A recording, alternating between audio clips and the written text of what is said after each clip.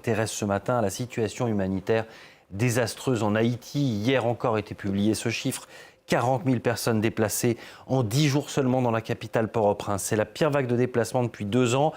Face à l'ultra-violence, l'impunité des gangs accusés de meurtre, d'enlèvement, de violences sexuelles à large échelle, le principal cartel criminel profite de l'instabilité politique. La situation est telle qu'MSF a suspendu ses activités dans la capitale la semaine dernière.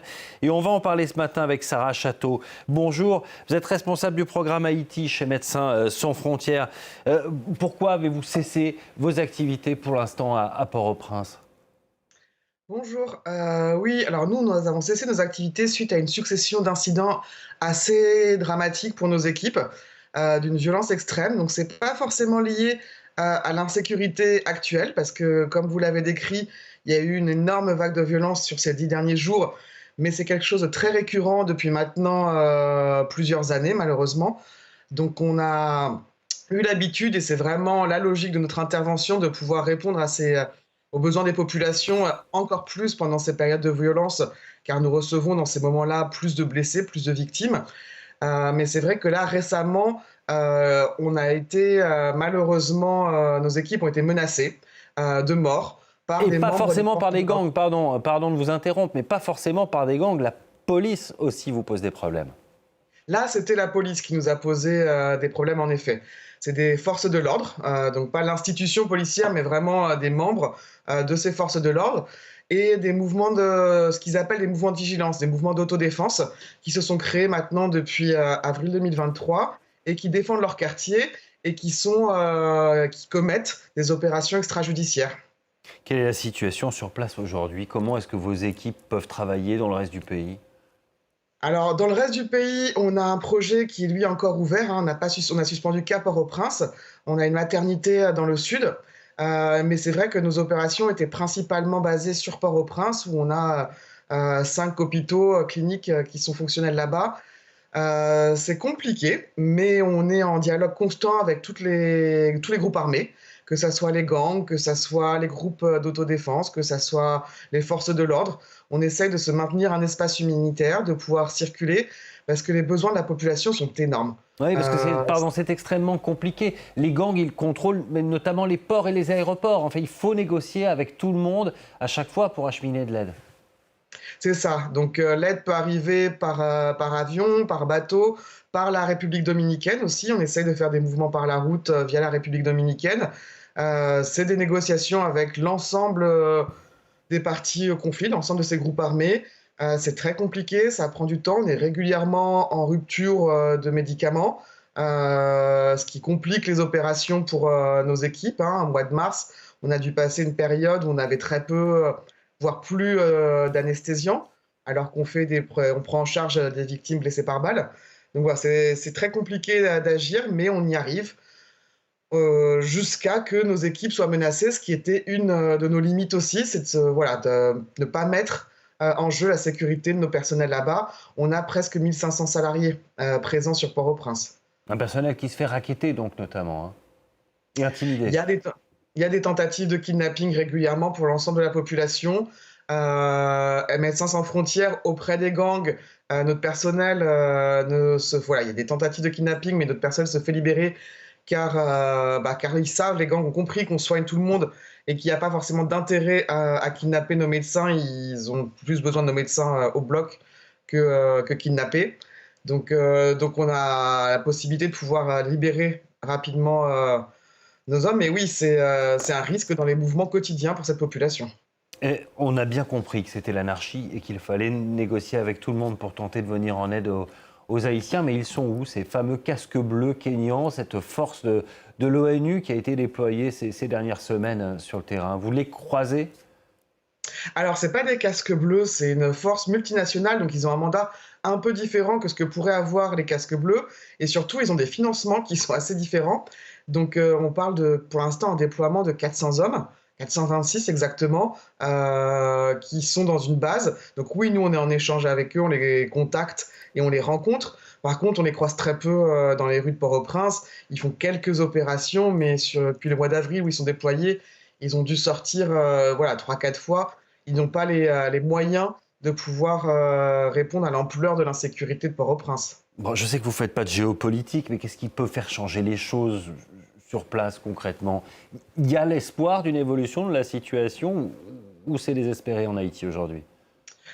Alors j'ai envie de dire, on va toujours garder un peu d'espoir, hein, ça fait partie, c'est ce qui nous fait avancer, c'est un peu notre moteur. Après, c'est vrai qu'on voit le pays vraiment s'enfoncer. À chaque pic de violence, à chaque fois qu'on prend la parole pour essayer d'expliquer, de raconter, de témoigner la situation, de nos collègues, de ces Haïtiens, de ce qu'ils vivent, on a du mal à décrire que cet épisode de violence est encore plus violent que les précédents.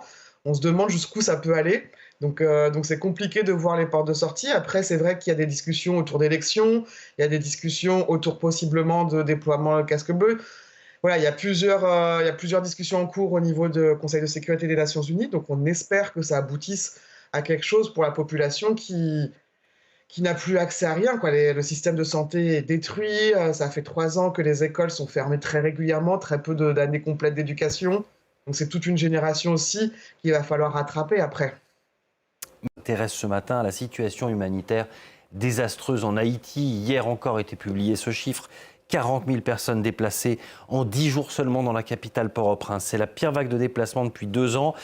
Face à l'ultra-violence, l'impunité des gangs accusés de meurtres, d'enlèvements, de violences sexuelles à large échelle, le principal cartel criminel profite de l'instabilité politique. La situation est telle qu'MSF a suspendu ses activités dans la capitale la semaine dernière. Et on va en parler ce matin avec Sarah Château. Bonjour, vous êtes responsable du programme Haïti chez Médecins Sans Frontières. Pourquoi avez-vous cessé vos activités pour l'instant à Port-au-Prince?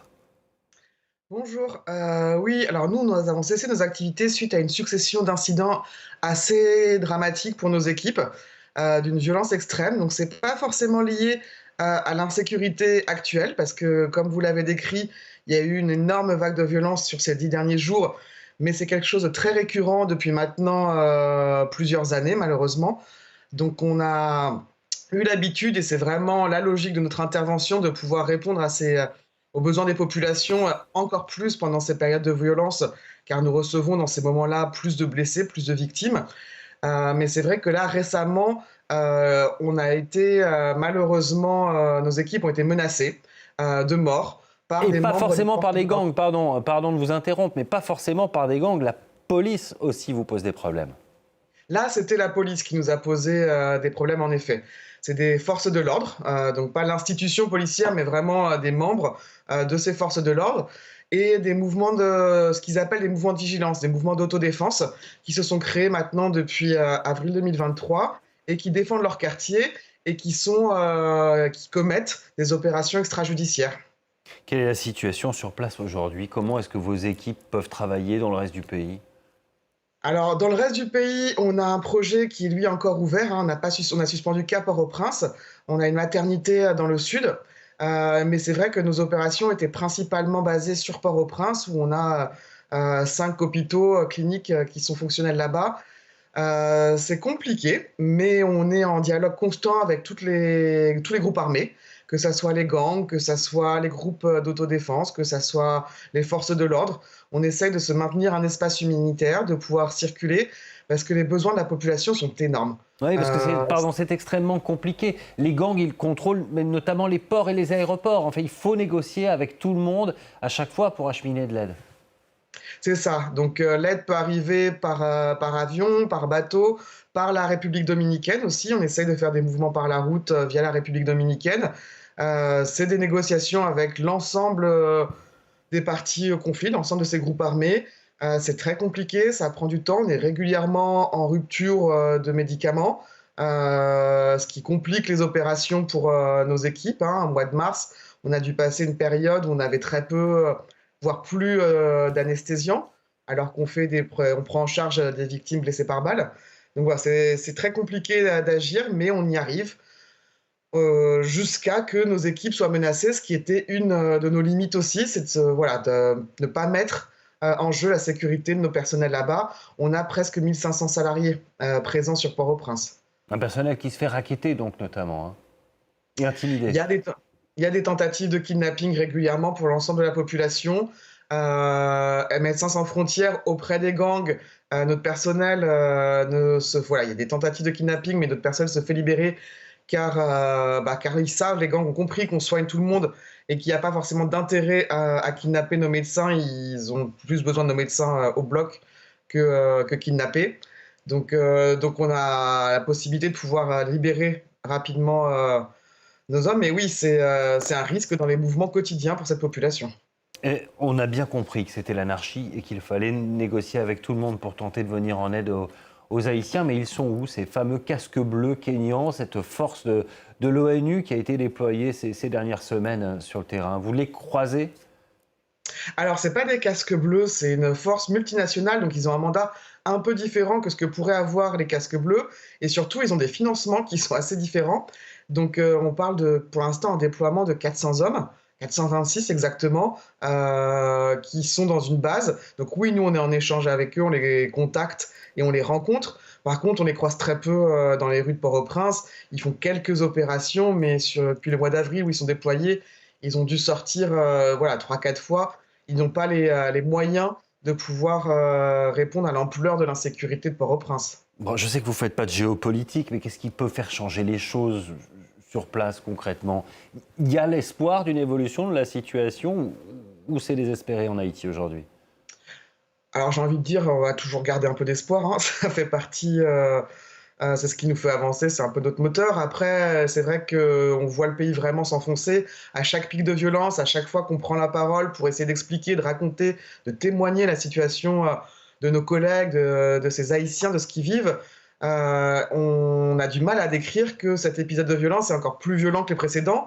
On se demande jusqu'où ça peut aller. Donc c'est compliqué de voir les portes de sortie. Après, c'est vrai qu'il y a des discussions autour d'élections, il y a des discussions autour possiblement de déploiement de casque bleu.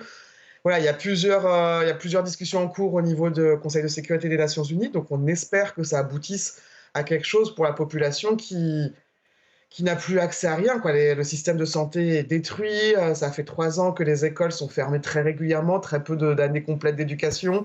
Donc c'est toute une génération aussi qu'il va falloir rattraper après.